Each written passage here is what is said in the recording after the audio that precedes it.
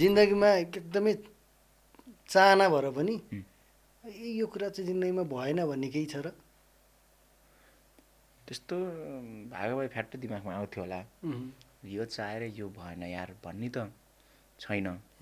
म यो चाहिँ हुनुपर्ने छ अझै भन्ने चाहिँ माइन्डमा जति पनि कुराहरू छन्, मैले यस्तो चाहिँ गर्नुपर्ने छ यार भन्ने कुरा। अब सबै चाहेको कुराहरू चाहिँ पुरै हुनुपर्छ भन्ने छैन। फेरि त्यस्तो भयो भने मान्छे डिप्रेस हुन्छ होइन। आफ्नो मेहनत चाहिँ छोड्नु भएन। त्यो चिजहरू चाहिँ त्यो अचिभमेन्टहरू फुलफिल हुँदै जान्छ। कुनै दिन कुनै समय 1000 सब्सक्राइब पुऱ्याउन पाए हुन्थ्यो नि भन्ने टाइम थियो कि थिएन? थियो। अनि बढ्दै गयो, 1 लाख पुऱ्याएर त्यो बटन लिन पाए हुन्थ्यो नि भन्थ्यो। अहिले 10 लाख पुऱ्याउनु पाए हुन्थ्यो सब्सक्राइबर भन्ने हुन्छ। भोलि 20 लाख हुन्छ। त्यो बढ्दै जान्छ यस्ता चिजहरू। बिस्तारै अचिभमेन्ट चाहिँ अचिभ चाहिँ गर्दै जाने हो। आज 1000 पुऱ्याएँ, भोलि 1 लाख पुऱ्याएँ, पछि 10 लाख पुऱ्याउँछु, त्यसरी जान्छु।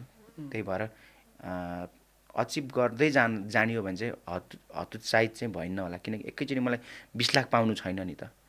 पहिला 1000 थियो होइन, 1 लाख छ पुऱ्याएँ, फेरि मेहनत गरेको छु, अब 10 लाख पुऱ्याउँदैछु, 10 लाख पुगेपछि बल्ल नै बन्दै जान्छु नि त होइन। त्यो भयो भने मान्छेलाई मजा पनि आउँछ। काम गर्दै जाँदाको त्यो पिरियडहरू टाइमहरू पनि मजा हुन्छ।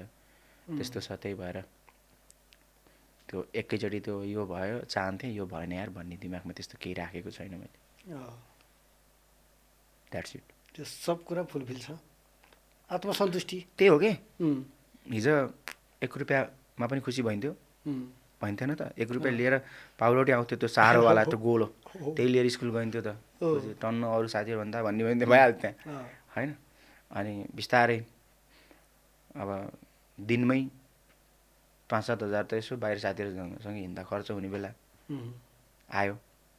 त्यहाँ पनि चित्त बुझाउनै परेको छ। भोलिका दिन बिजनेस गर्दै जाँदा, कामहरू गर्दै जाँदा दिनकै लाख खर्च होला न, करोड खर्च होला न अरे। त्यो त समयअनुसार त्यो बढ्दै चाहना, इच्छा, आफ्नो सबभन्दा मेन कुरा सन्तुष्टि हो। त्यो 1 रुपियाँमा पनि सन्तुष्टि थियो, आज पनि सन्तुष्टि छ, भोलि पनि सन्तुष्टि रहिरहने छ।